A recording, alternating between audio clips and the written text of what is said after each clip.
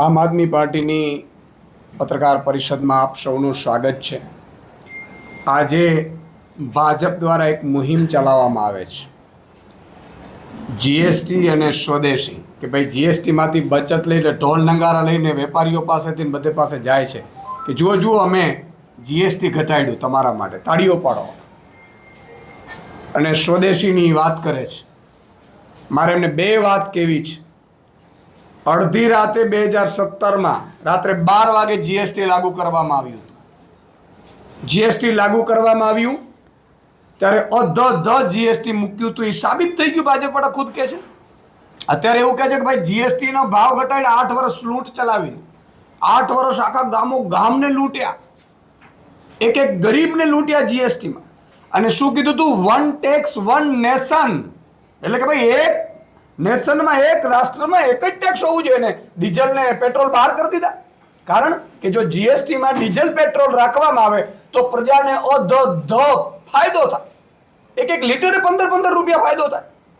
એટલે એક જે ડ્રામા છે એને મારે ખુલ્લું પાડવું છે ભાજપના, અને પ્રજાને મારે કહેવું છે કે ભાજપ આના ઢોલ નગારા લઈને જીએસટી કે સ્વદેશી માટે આવે છે તો એકવાર એને બે સવાલો પૂછજો તમે। તમારા મારા ગાલ ઉપર તમાચો મારે છે વારંવાર, અને વારંવાર પાછું તમાચો મારીને પછી આપણે તે ઉજવણીઓ કરવામાં આવે છે। તમે જુઓ 8 વર્ષમાં 127 લાખ કરોડ રૂપિયો જીએસટી ઉઘરાવ્યો છે, અધધ જીએસટી ઉઘરાવ્યો છે। અને જીએસટી કોની પાસેથી ઉઘરાવ્યું છે બહુ સમજવાની જરૂર છે। આજે હું આંકડા સાથે આવ્યો છું। જીએસટી ટેક્સના માધ્યમથી 64% એટલે કે 80 લાખ કરોડ ટેક્સ માત્ર ગરીબો પાસેથી ઉઘરાવ્યું છે ભાજપે। કેટલા? કોની પાસેથી? માત્ર ગરીબો પાસેથી 80 લાખ કરોડ રૂપિયા ટેક્સ ઉઘરાવ્યું છે। અને એનાથી મોટી વાત, અમીરો પાસેથી માત્ર 3% ટેક્સ એટલે કે 4 લાખ કરોડ રૂપિયા જ માત્ર ઉઘરાવવામાં આવ્યા છે। 127 લાખ કરોડમાંથી માત્ર ને માત્ર 4 લાખ કરોડ રૂપિયા ટેક્સ અમીરો પાસેથી, 3% અમીરો પાસેથી ઉઘરાવવામાં આવ્યું છે। અને સૌથી વધુ ઇન્કમ જુઓ તમે અમીરો ભરે છે। હવે એનાય પણ સ્લેબમાં તમે જ્યારે જોવા જશો, હું 5 વર્ષનો નહીં પણ છેલ્લા 24-25નો સ્લેબ આપને બતાવું કે જે ગરીબોએ, જે સામાન્ય જનતાએ જે જીએસટી ચૂકવ્યો છે એ ચૂકવ્યો છે 24-25માં 22,88,000 કરોડ રૂપિયા। તમે જુઓ, પર્સનલ એટલે ઇન્કમ ટેક્સથી આવ્યું છે એ 12,90,000ની આસપાસ, અને કોર્પોરેટ ટેક્સ 12,40,000। એટલે કે આ બધું મળે ત્યાં સુધી અમીરોને ગરીબોને લૂંટવા જાય છે।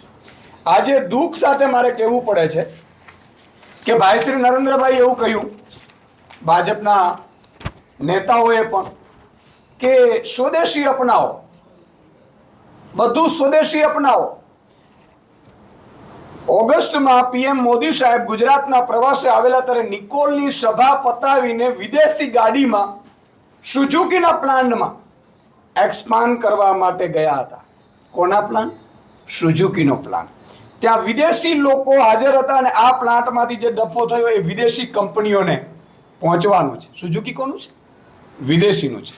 તમે જુઓ, કપાસ સ્વદેશની વાત કરે છે, કપાસ વિદેશમાંથી આયાત કરે છે, ઇમ્પોર્ટ ડ્યુટી 0 કરે છે, અને ખેડૂતોને કપાસના નામે આખા બરબાદ કરી દીધા। એનાથી મોટી વાત, સ્વિટ્ઝરલેન્ડની ઘડિયાળ પહેરવાની, જર્મનીની પેન રાખવાની, જર્મનીની કારમાં ફરવાનું, અમેરિકાનો ફોન વાપરવાનું, વિદેશી વિમાન અને વિદેશી સૂટબૂટ, અને પ્રજાને એમ કહેવાનું તમે બધા સ્વદેશી અપનાવો। યાદ કરો લાલ બહાદુર શાસ્ત્રીને, આપણા પ્રધાનમંત્રી, જેને આજે ક્યારેય આપણે ભૂલી ન શકીએ। જ્યારે એમણે નક્કી કર્યું કે મારે મારા દેશવાસીઓને, કારણ કે ઘઉંની બહુ આયાતો કરવી પડતી હતી, અનાજની, એણે નક્કી કર્યું હતું ત્યારે કે આયાત અનાજ ઓછું કરીએ તો એમના પત્નીશ્રીને લાલ બહાદુર શાસ્ત્રીજીએ એવું કહ્યું, શું આપણે એક દિવસ ઉપવાસ કરી શકીએ? તો કે કેમ?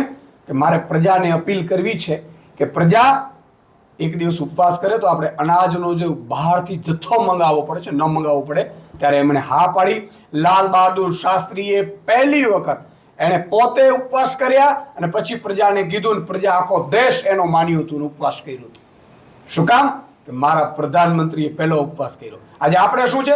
ભાજપના નેતાઓ મોંઘી કાર વિદેશી કારોમાં ફરે, વિદેશી કપડાઓમાં બ્રાન્ડોમાં ફરે, વિદેશી કંપનીઓને અહીંયા લાવે, વિદેશી કંપનીઓ માટે લાલ જાદીમાં પાથરે, અને પછી પ્રજાને એમ કે તમારે સ્વદેશી જ અપનાવવું.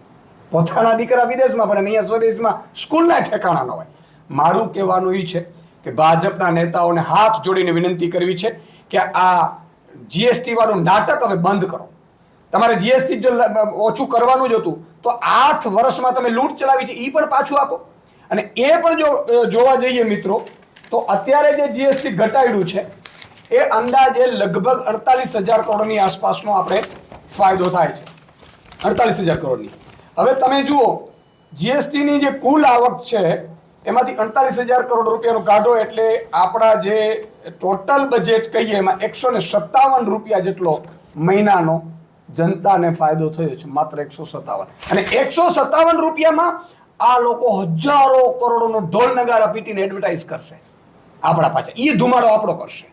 બીજી વાત કે સ્વદેશીને લઈને કે જીએસટીને લઈને જ્યાં પણ ભાજપના નેતાઓ આવે, મારી પ્રજાને હાથ જોડીને વિનંતી છે કે તમે બોલો, તમે સવાલ કરો, તમે એમને પગે પડીને કહો કે 8 વર્ષમાં જે લૂંટ્યું છે એ પરત આપો. આ મુદ્દો મારે આપની સમક્ષ મૂકવો છે. બીજો મુદ્દો મારે ટોટલ અમારી જનસભાને લઈને છે. આમ આદમી પાર્ટીએ ગુજરાત જોડો અભિયાન શરૂ કર્યું છે.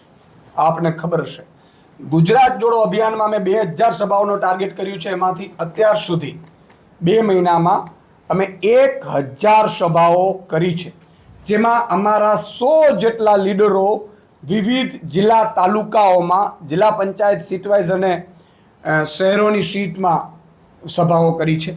અને આ સભાઓમાં આખી જનતા ગુજરાતની જાણે જોડાઈ રહી હોય. આ 1000 સભાઓમાં 25,000થી વધુ લોકો, સામાજિક આગેવાનો, ભાજપ કોંગ્રેસના તાલુકા જિલ્લા કે વોર્ડના હોદ્દેદારો આ જોડાયા છે. અને આગામી દશેરા પછી નેક્સ્ટ પ્લાન અમારું છે બીજી 1000 સભાઓનું. આગામી દશેરા પછી ફરીથી એ સભાઓ શરૂ કરવામાં આવશે. 1000 સભાઓ કરવાની છે.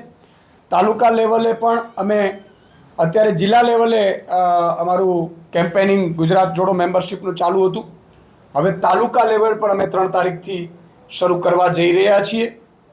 અત્યાર સુધી અમારે ડોર ટુ ડોર મેમ્બરશિપમાં 8 લાખ ઘરોમાં અમારી ટીમો છે એ મેમ્બરશિપ માટે ગઈ છે. અને એમાંથી 4 લાખ લોકોએ આમ આદમી પાર્ટીની સદસ્યતા જોઈન્ટ કરી છે. એનો અર્થ એ થયો કે 50%નો રેશિયોમાં અમે જ્યારે ઘર સુધી પહોંચીએ છીએ ત્યારે 50%ના રેશિયોમાં લોકો આમ આદમી પાર્ટીને અપનાવી રહ્યા છે. તો આમ આદમી પાર્ટી ગુજરાતના લોકોને જોડવા માંગે છે. હવે પછીની જે ચૂંટણીઓ છે એમાં આમ આદમી પાર્ટી માત્ર નિમિત્ત બનવાની છે. આ ભાજપને ગુજરાતની જનતા જ હરાવવાની છે. એટલે ગુજરાત જોડોમાં અમે એ જ ટાર્ગેટ રાખ્યો છે. ગુજરાતની જનતા જે લોકો માટે સારું કરવા માંગે છે, ભાજપની સિસ્ટમથી ત્રસ્ત છે, એ લોકો આમ આદમી પાર્ટીમાં જોઈન્ટ કરે, આમ આદમી પાર્ટીમાં આવે અને આમ આદમી પાર્ટીમાં પોતે ચૂંટણીઓ લડે, નેતૃત્વ કરે ને એમના જ સમાજ જ્ઞાતિ કે એમના વિસ્તારનું ભલું કરે. આ અભિયાન અમારે ગુજરાત જોડોનું છે. અને અમે 12,000 આવા લોકો જે આગામી સ્થાનિક સ્વરાજ્યની ચૂંટણીઓમાં ઊભા રાખવાના છીએ. અને આ 12,000 લોકો જે 100-200 લોકોને પણ જોઈન્ટ કરશે તો તમે કલ્પના કરો કે આગામી સમયમાં 50 લાખ અમારા એક્ટિવ મેમ્બર જે જોડવાનો ટાર્ગેટ છે એમાં ગુજરાત જોડોમાં એમાં અમે સફળતા અંશે કરીશું. મારી સાથે અમારા કિસાન પ્રદેશ સેલના અધ્યક્ષ રાજુભાઈ કરપડા પણ છે. આપણે આ મામલે કોઈને સવાલ હોય તો કરો. મગફળીને લઈને જે રીતે ખેડૂતને બેહાલ કરવામાં આવે ટેકાના ભાવે એમાં રાજુભાઈ સંબોધન કરવાના છે. ઓકે, ઠીક છે રાજુભાઈ, આ મજા આવી, નજીક આવી જાઓ.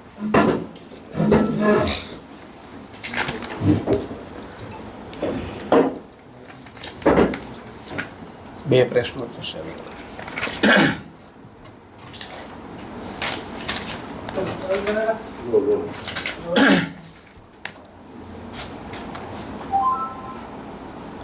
ગુજરાતની અંદર આમ આદમી પાર્ટીએ વારંવાર એક વાત કહી છે, એના જરૂર પડે પુરાવાઓ પણ આપ્યા છે કે ગુજરાત સરકારની અને કેન્દ્ર સરકારની વિદેશ નીતિના કારણે, કૃષિ વિરોધી નીતિના કારણે ગુજરાતનો અને દેશનો ખેડૂત બરબાદ થયો, સાથે જ દેવાદાર બન્યો છે. એનું ઉત્તમ ઉદાહરણ આપી શકાય તો આ વર્ષે ખરીફ સિઝનની અંદર જ્યારે કપાસની ખેડૂતોએ બજારમાં કપાસ લઈને આવવાની તૈયારી હતી, એ જ સમયે ખેડૂતનો કપાસ બજારમાં આવ્યા પહેલા કેન્દ્ર સરકારે એક નિર્ણય લીધો, તમામ પ્રકારના ટેક્સ નાબૂદ કર્યા અને બહારથી કપાસની આયાત પર તમામ પ્રકારની છૂટછાટ આપી દેવામાં આવી. મતલબ સાફ છે કે વિકસિત દેશના ખેડૂતોની કોમ્પિટિશન આ ગુજરાતનો ખેડૂત કે ભારતનો ખેડૂત ન કરી શકે.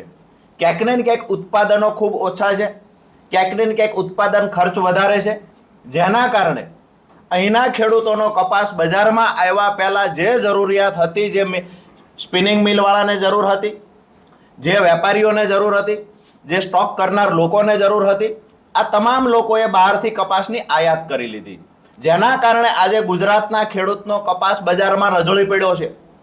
આજે ગુજરાતના ખેડૂતના કપાસનો 900 થી 1000 રૂપિયા પર મણ ભાવ માંડ માંડ કરીને મળે છે. ક્યાંક ને ક્યાંક એમાં હું એવું માનું છું, આમ આદમી પાર્ટી માને છે, ખેડૂતો માને છે કે સરકારની જે બહારથી કપાસ આયાત કરવાની નીતિ જવાબદાર છે. એવી જ રીતે કપાસમાં ખરેખર ખેડૂતોને મોટા પ્રમાણમાં નુકસાન થાય છે, ત્યારે કપાસનું વાવેતર ખેડૂતોએ ઘટાડ્યું છે અને મગફળી તરફ ખેડૂતો વળ્યા. મગફળીમાં પણ સરકારે એવો કંઈક નિર્ણય લીધો જેના કારણે ખેડૂતો ફરી વખત નુકસાન કરવા ગયા. મગફળી આજે બજારમાં જ્યારે ખેડૂતોની મગફળી આવવાની શરૂઆત થવાની તૈયારી છે, ત્યારે સરકારે ટેકાના ભાવે રજીસ્ટ્રેશનની વાતો કરી. જ્યારે ટેકાના ભાવે 9 લાખ કરતાં વધારે રજીસ્ટ્રેશનો થયા, ગુજરાત સરકારે કેન્દ્ર સરકાર પાસે ડિમાન્ડ કરી કે 23 લાખ ટન કરતાં વધારે ખરીદી આ વખતે કરવી પડશે રજીસ્ટ્રેશનો મુજબ. કેન્દ્ર સરકારે છૂટછાટ આપી ખરીદી માટે માત્ર 12,62,000 મેટ્રિક ટનની. મતલબ સાફ છે કે 9 લાખ કરતાં વધારે ખેડૂતોએ રજીસ્ટ્રેશન કરાવ્યા છે. સરકારે જે ખરીદીના જથ્થોને એક નક્કી કરવામાં આવ્યો જથ્થો, એ પ્રમાણે માંડ 70 થી 75 મણ એક ખેડૂતની ખરીદી થશે. એટલે કે ટેકાના ભાવે ગયા વર્ષે જે 200 મણ ખરીદી પર ખેડૂત કરવામાં આવી હતી, આ વખતે ખરીદી ઘટાડી માત્ર 70-75 મણ ખરીદી થવાની પૂરી શંકા છે. સરકારને વિનંતી કરીએ છીએ કે ખરેખર જે ગયા વર્ષે મિનિમમ ખેડૂત દીઠ 200 મણની ખરીદી થતી, એ જ મુજબ આ વખતે ખરીદી કરવામાં આવે. નંબર 2 કે સરકાર તો ખરીદી પૂરતા પ્રમાણમાં કરતી નથી, જેટલું ઉત્પાદન થાય એનું માંડ 25% ખરીદી કરે છે.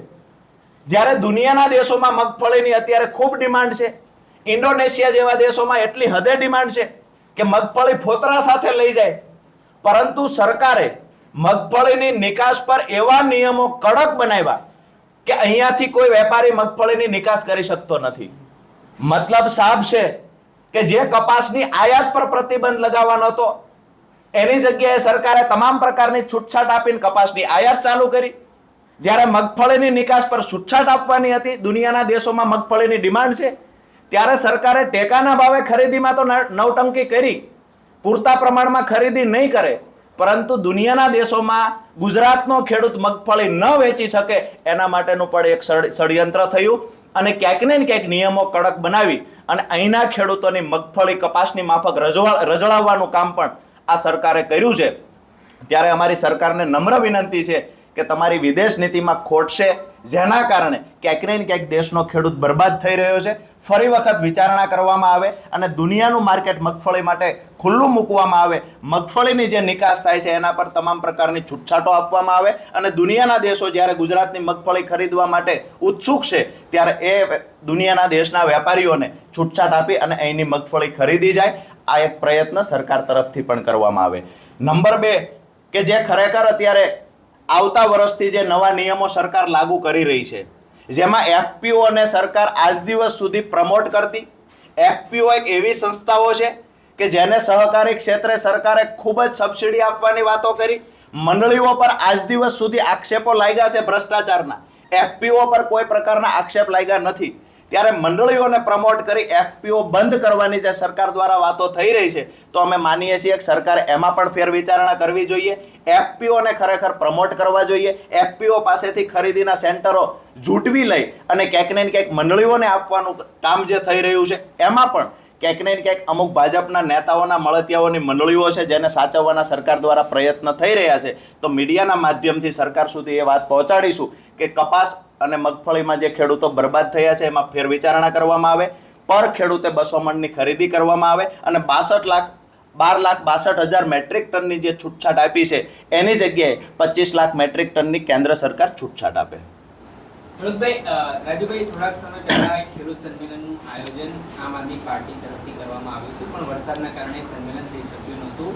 તો હવે કપાસનો તો એ મુદ્દો હતો ને હવે મગફળીનો મુદ્દો આવ્યો છે, તો આગામી સમયમાં કઈ રીતની રણનીતિ છે સરકાર સામે? અમારું પ્રદેશ નેતૃત્વ અને રાષ્ટ્રીય નેતૃત્વ નક્કી કરશે, પણ મુદ્દાની વાત એ છે કે કપાસની જ્યારે સરકારે નિર્ણય લીધો, કપાસ બજારમાં નહોતો આવ્યો, ત્યારે આમ આદમી પાર્ટીએ કહ્યું હતું કે આ વખતે સરકારના કૃષિ વિરોધી નીતિના કારણે, નિયમોના કારણે, ક્યાંક ને ક્યાંક સરકારે જે નિર્ણય લીધો છે એના કારણે ગુજરાતના ખેડૂતને કપાસનો ભાવ પૂરતો નહીં મળે. આની આગોતરી તૈયારી કરી હતી, પણ વરસાદના કારણે એ વખતે સભા થઈ શકી નથી. પરંતુ મગફળીના મુદ્દે પણ આમ આદમી પાર્ટી રોડથી લઈ અને જરૂર પડશે તો ગાંધીનગર સુધીનો જે કાંઈ આંદોલનો કરવાના થશે આમ આદમી પાર્ટી મજબૂતાઈથી કરશે. સીધી વાત એ છે કે 9 લાખ કરતાં વધારે ખેડૂતોનું રજીસ્ટ્રેશન થયું છે. એ ખેડૂતો સાથે અન્યાય ન થાય, એક વિપક્ષમાં હોવાના નાતે અમારી નૈતિક જવાબદારી બને છે, જવાબદારી નિભાવશું.